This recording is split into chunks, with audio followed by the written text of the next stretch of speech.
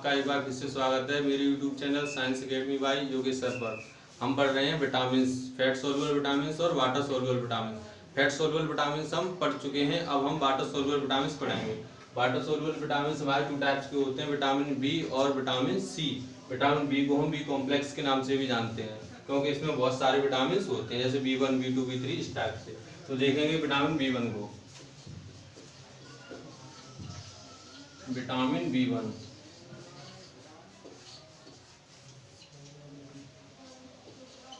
Vitamin B1 का chemical name देखेंगे।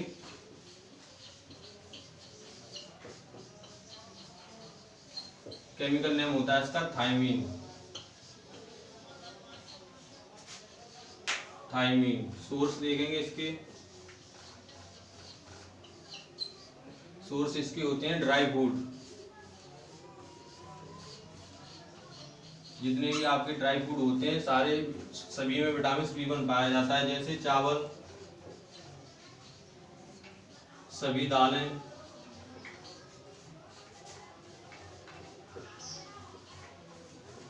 गेहूं, बादाम, मूंगफली,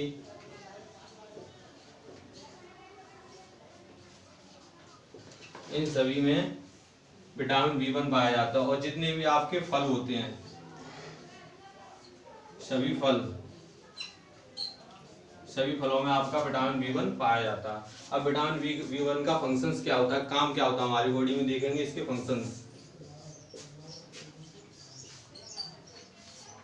इसका फंक्शन होता है कार्बोहाइड्रेट का उपापचय।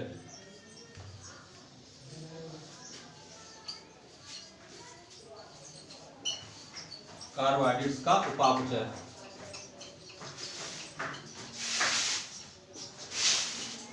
कार्बोहाइड्रेट्स का उपापचय करना। और सेकंड वन होता है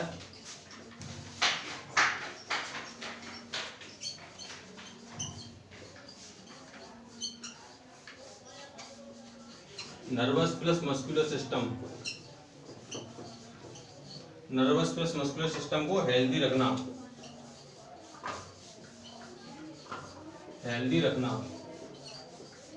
हेल्पफुल होता है ये नर्वस सिस्टम मस्कुलर सिस्टम को रखने में, हेल्दी रखने में। नेक्स्ट देखेंगे इसकी डेफिशिएंसी डिसीज क्या होती हैं।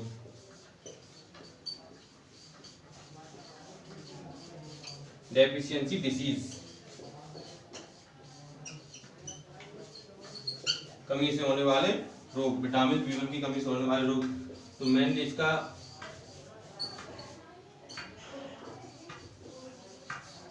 इस विटामिन की कमी से बेरी नामक डिसीज हो जाती है। बेरी नामक डिसीज में क्या होता है, आपका नर्वस सिस्टम और मस्कुलर सिस्टम डैमेज हो जाता है और अपना कार्य सही तरीके से नहीं कर पाता। इसकी वजह से एक डिसीज हो जाती है बेरी। इस डिसीज के और इन दोनों सिस्टम के डैमेज हो जाने से एक कंडीशन बन जाती है जिसे हम पैरालाइसिस कहते हैं। पैरालाइसिस, ये कंडीशन बन जाती है बेरी नामक डिसीज में। अब डेली रिक्वायरमेंट क्या होती है, इसकी दैनिक आवश्यकता क्या होती है, कितना लेना चाहिए इसको हमको डेली।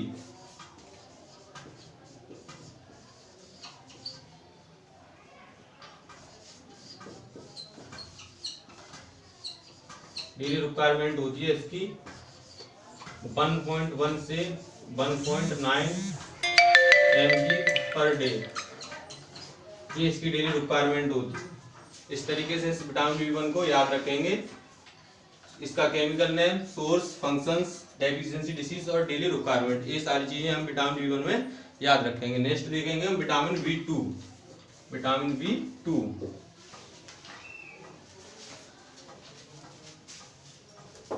विटामिन B2 देखेंगे।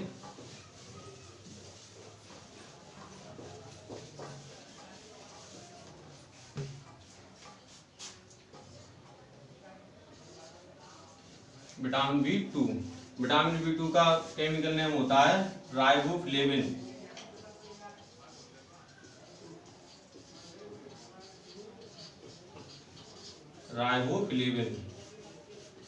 ये इसका केमिकल नेम होता है। सोर्स देखेंगे। सोर्स आपके जितने भी डेयरी प्रोडक्ट होते हैं, दूध या दूध से बने उत्पाद, उन सभी में विटामिन B2 पाया जाता है। विटामिन B2 पाया जाता है। डेयरी प्रोडक्ट डेयरी प्रोडक्ट में हम लिख सकते हैं जैसे दूध है, पनीर है, मट्ठा है, इस तरीके से सारी चीजें दूध या दूध से बने उत्पाद में आती हैं और ये इन सभी में विटामिन B2 पाया जाता है। और इस विटामिन B2 को और अन्य किस किस नाम से जानते हैं? अन्य नाम इसके देखिए, अदर नाम होता है इसका विटामिन G। विटामिन G के नाम से हम इसको जानते हैं। और येलो विटामिन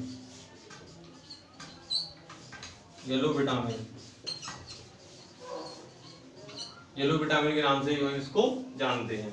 नेक्स्ट देखेंगे, क्वेश्चन आता है येलो विटामिन किसे कहते हैं? तो याद रखना विटामिन B2 को येलो विटामिन कहते हैं। इसका फंक्शंस क्या होता है?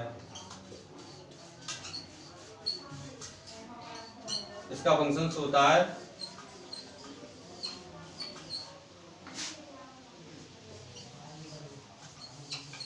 कार्बोहाइड्रेट्स, प्रोटीन और फैट, इन तीनों का उपापचय करना,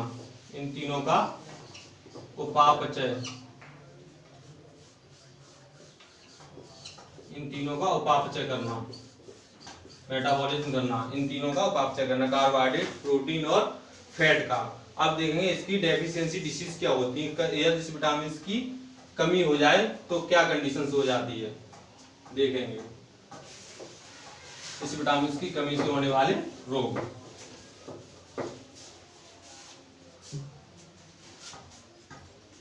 डिसीज देखेंगे, डेफिशिएंसी डिसीज।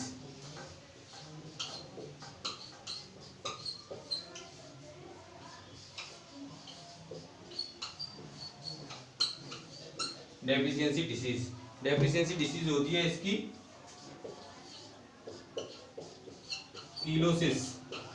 कीलोसिस नामक डिसीज होती है। ये डिसीज मेनली क्या होती है?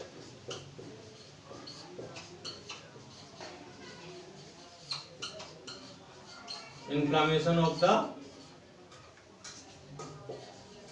टंग,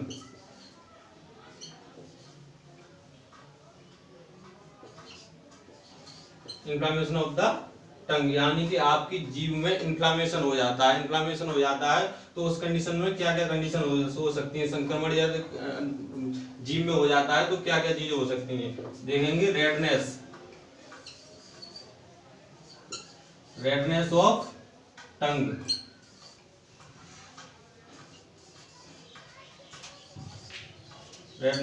टंग और क्रैक्स, आपकी जीभ में दरारें हो जाएंगी, आपकी जीभ लाल हो जाएगी। और एक और कंडीशन हो जाती है ब्लस्टर, आपकी जीभ पर छाले हो जाएंगे। ये सारी कंडीशंस बन जाती है अगर विटामिन B2 की कमी हो चुकी है। तो यानी आपकी कीलोसिस नामक डिसीज हो जाएगी, इन्फ्लेमेशन ऑफ द टंग, यानी कि आपकी जीभ में प्रदाह हो जाएगा।